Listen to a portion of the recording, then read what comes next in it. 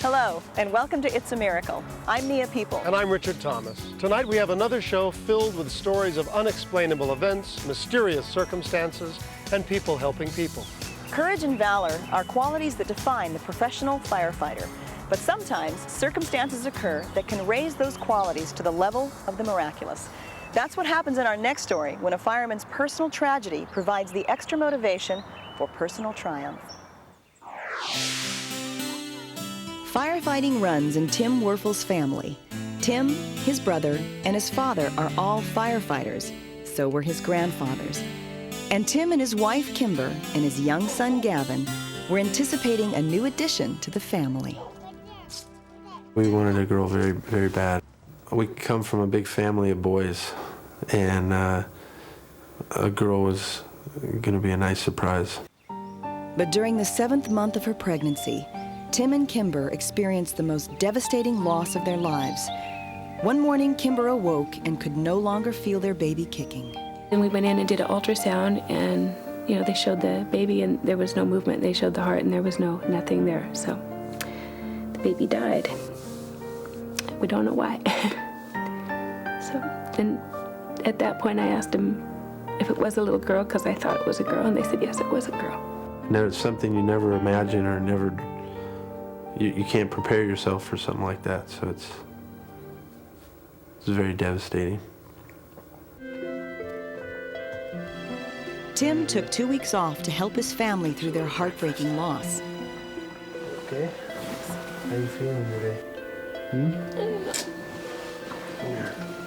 But soon he would have to return to the fire department, and going back there would bring him face to face with the loss of his child in a way that he never expected.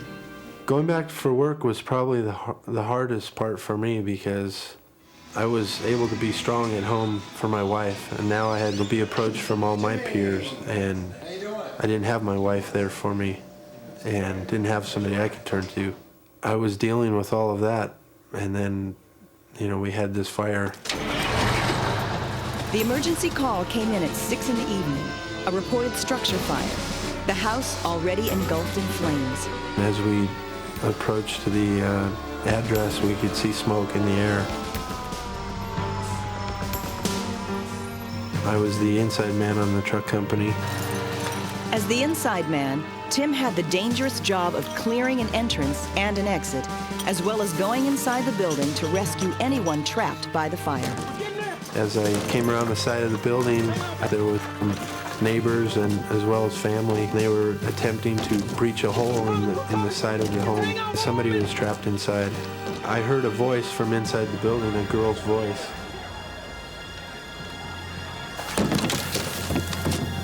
The house was engulfed in flames. The little girl trapped inside could die within minutes. There was no time to run fire hoses or call for backup. Another firefighter, Stephen Lopez, widened the hole with an axe while Tim prepared to crawl into the inferno. When Tim suited up and went in, I was kind of nervous. I was afraid for him because I had seen inside that hole and all you could see is fire and smoke. As I entered the hole in the wall, I entered into a closet that was burning. There was heavy smoke. The smoke was down, almost baked down to the floor, and I couldn't see my hand in front of my face. Talk to me! The voice Tim had heard had gone silent. Not knowing where to go, Tim crawled through the intense heat and dense smoke, searching the unfamiliar house. I soon found myself in the bathroom, and I felt the shower enclosure, and I felt the toilet, and I felt the sink, but I didn't feel any body.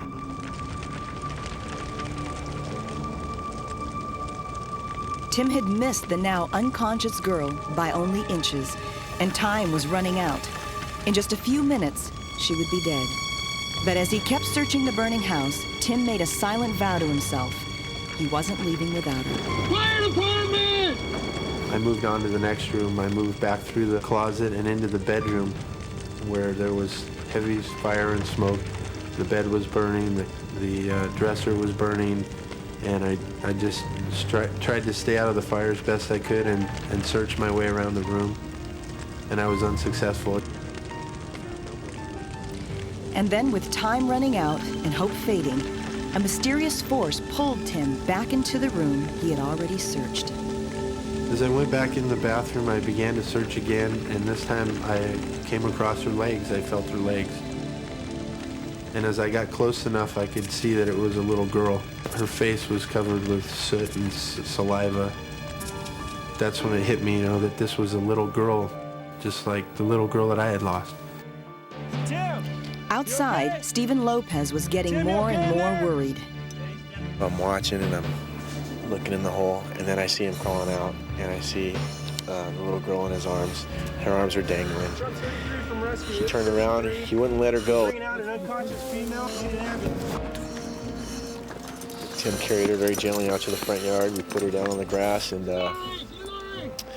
gave her a quick assessment. We determined that she wasn't breathing adequately enough to sustain life, so I initiated mouth-to-mouth.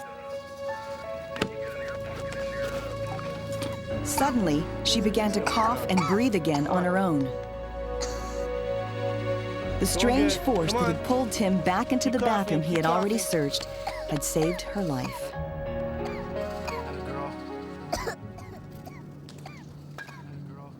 Tim realized that something beyond himself must have driven him to return to where the little girl was hidden. Perhaps the child he'd lost had led him to the child he'd found. I like to think that my daughter guided me in finding this little girl. It was just too coincidental for this all to happen. The first day back that I come to work, I find a little girl in a bathroom that's unconscious and not breathing, and take her out and save her life. I feel there was a reason for that happening. I think that Tim was guided back into that bathroom a second time by our little angel, by Kirsty Bell. I think that Kirsty led him back into the bathroom to save somebody else's little angel.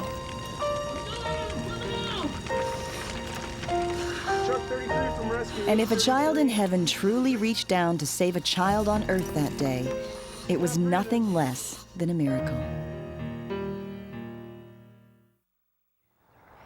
The little girl was rushed to a local hospital, and several days later, she celebrated her 7th birthday while in intensive care. Today, she's well on the road to recovery, and Tim and Kimber plan to keep in close contact with her.